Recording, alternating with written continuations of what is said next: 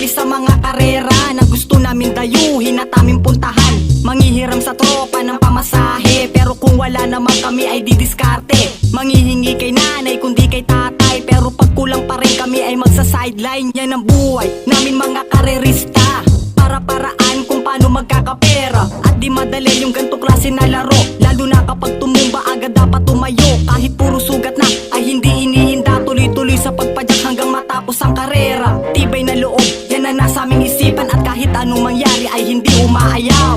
Huwag mong iisipin na mahirap, isipin mo na makatapos ka.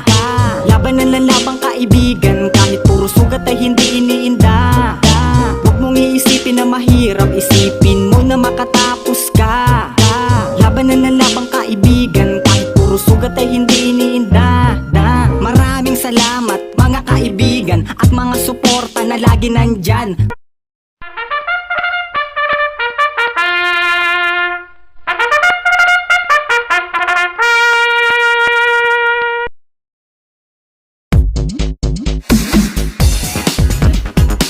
Dito na tayo sa race number 1, panimula ng winner take all races 1 to 7, 1,400 meters ang distansya rito na may 4 na numero at 4 din na mga kalahok dito. Sa race na to, palagay ko magandang pagbabalik laban to dito sa parehong debokang kalahok dito, numero 1 Doña Chichay at numero 4 Runway 10. At may isa pa ring metuling kalahok dito, baka lamang budabog sa harapan, numero 3 na Spirit of Might.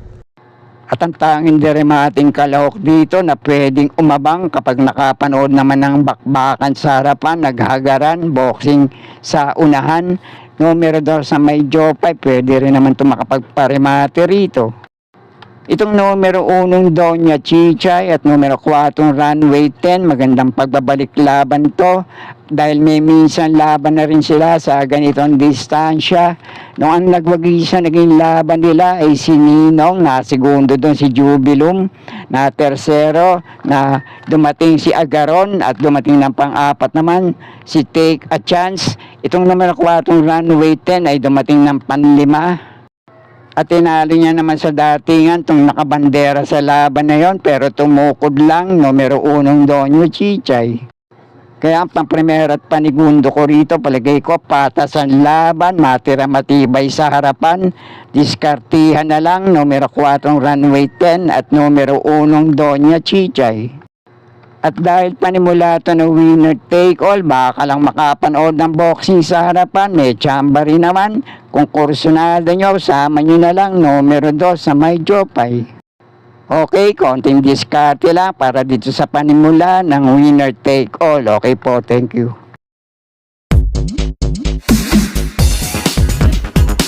Dito naman tayo sa race number 2, panimula naman ng pick 6. Races 2 to 7, 1,400 meters ang distansya rito. May 4 na numero at 4 din na mga kalahok dito.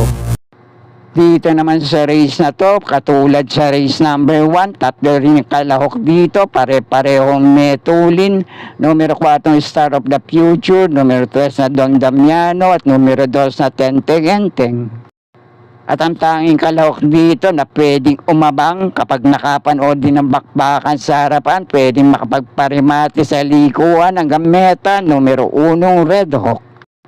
At dahil 4 lang ang kalahok dito, 3 pa di bandera na pwedeng magbakbakan sa harapan, pang-primera ko rito, paligay ko pinakadihadong kalahok dito, numero 1 Red Hawk.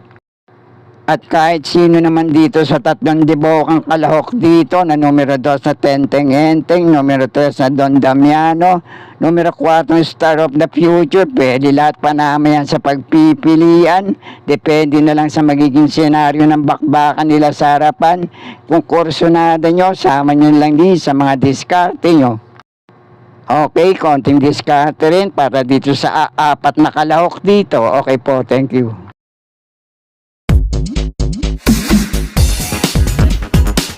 At dito naman tayo sa race number 3, panimula naman ng pick 5, races 3 to 7, 1,400 meters ang distansya rito, may 4 na numero, 4 din ang mga kalahok dito. At dito naman sa race na to, 4 lang din ang kalahok dito, pero palagay ko anybody's race pa rin to. Lahat ng kalahok dito may panalo at pwede rin makapanilat dito.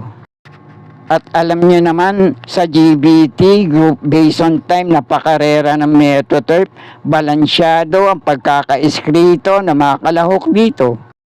At kung magtitipid naman kayo ng diskarte sa ibang race, pwede kayong magdagdag ng kalahok na kinukursyonada nyo rito. Pero ang pampremera ko rito ngayon, numero 2 na Animo Lasal. At panigundo ko naman dito, numero 4, Pulang Lupa. Okay, kung may iba pa rin kayong kinukursyonadang kalahok dito, kayo na pong bahala din para sa mga diskarte nyo. Okay po, thank you.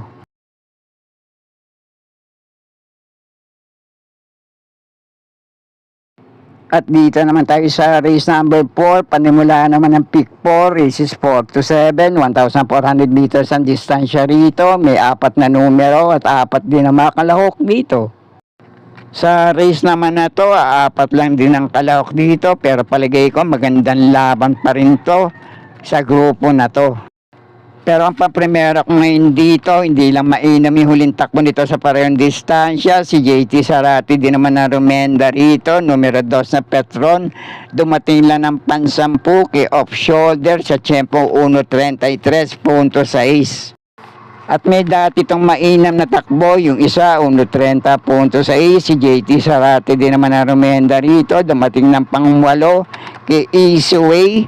At may isa pa siyang 1.29.6, pero si JRD Ocampo rumenda rito, dumating naman ng pan-5 sa mataas ding grupong Easy Way. At ang panigundo ko naman dito, pwedeng mauna manalo ngayon kapag napabayaan nila sa harapan, pwedeng tumapos ang karera, numero 4 Advance Party, rerendahan ni Jackie JT Pabilik. Uling takbo nito sa parehong distansya, dumating lang itong pang-4 kay The Price is Right, Southern Man at Piece of Cake. At may naitala pa rin itong mas mainam na tiyempo sa ganitong distansya. Kung nasa magandang kondisyon, pwedeng mauna manalo rito. At baka kursunada niya naman itong numero 1 Professor Jones na napupunto galing din sa dalawang magkasunod na panalo. Rerenda muli ni JB Hernandez, pwede rin naman makapanilat dito. Kaya kung magtitipid din kayo sa ibang race, pwede nyo rin panama kahit sino dito sa 3 kalahok na to. Pero muli, pampremera ko pa rin itong numero 2 na Petron. Panigundo ko naman dito, numero 4 Advance Party. Kayo na pong bahala kung may iba pa rin kayong kinukusunadang isama rito sa race na to. Okay po, thank you.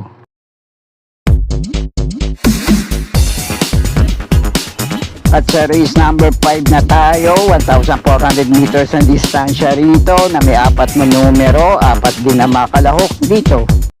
Sa race naman na to, kung may iba pa rin kayong kinukusunadang kalahok dito, sama nyo na lang din sa mga diskarte nyo dahil 4 lang din ang kalahok dito.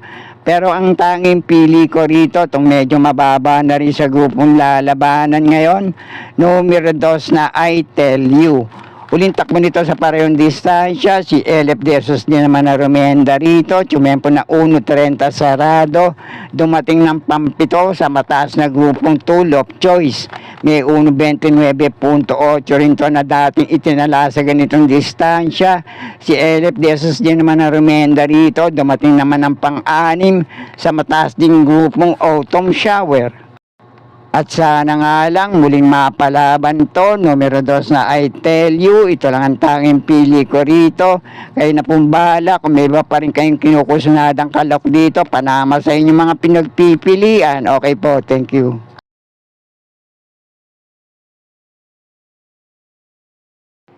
At sa race number 6 naman, penultimate race, 1,400 meters ang distansya rito na may 5 numero at 5 rin na mga kalahok dito. At sa race number 6 naman, 5 lang ang kalahok dito, pero palagay ko, anybody's race pa rin to. Dahil halos lahat ng kalahok dito, nung huling takbo sa parehong distansya, pare-pareho hindi maiinam ang mga naitalang tiyempo. Kaya palagay ko, pagandaan na lang ng tulog, gising at kondisyon para sa mga kalahok dito at pagandaan din naman ng diskarte para sa mga rerenda sa kanilang hinete rito. Pero para sa unang pili ko rito, pamprimera ko tong numero 5, Helgay. May inam tong takbo sa maiden race niya. Kung nasa magandang kondisyon ngayon, palagay ko malaki chance ang manalo. At dito sa natitirang 4 na kalahok dito, kahit sino, pwede rin naman. Pero ang panigundo ko rito, numero 1, Buenabel. At ang pandihado, pandilat ko naman dito, numero 3 na Dancing Queen.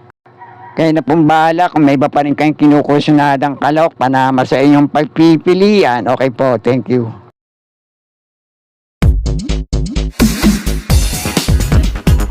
At dito na tayo sa race number 7, last race para Tingan, 1,400 meters din ang distansya rito, na may 6 namang numero at 6 din na makalahok dito. Dito naman sa race na to, ang tanging pili ko lang dito sa paratingan, itong Malyalamado, mababa na sa grupong lalabanan ngayon, numero 2 na Noble Promise. Huling takbo nito ay sa 1,200 meters sa distansya. Si James Torquay din naman na rumenda rito. 1.15 sarado ang Chinempo. Na tersera to kila El Mundo at Prince Uno. At nung tumakbo naman to sa 1,400 meters sa distansya paglalabanan nila ngayon, dumating to ng pang-6 sa mataas na grupong Go Aidan Go. Kaya muli ang tanging pili ko lang dito, itong Malyalamado, numero 2 na Noble Promise. At kung may iba pa rin kayo kinukusunadang kalahok dito, kayo na pong bahala din magsama para sa mga diskarte nyo. Okay po, thank you. Sorry, it's DJ.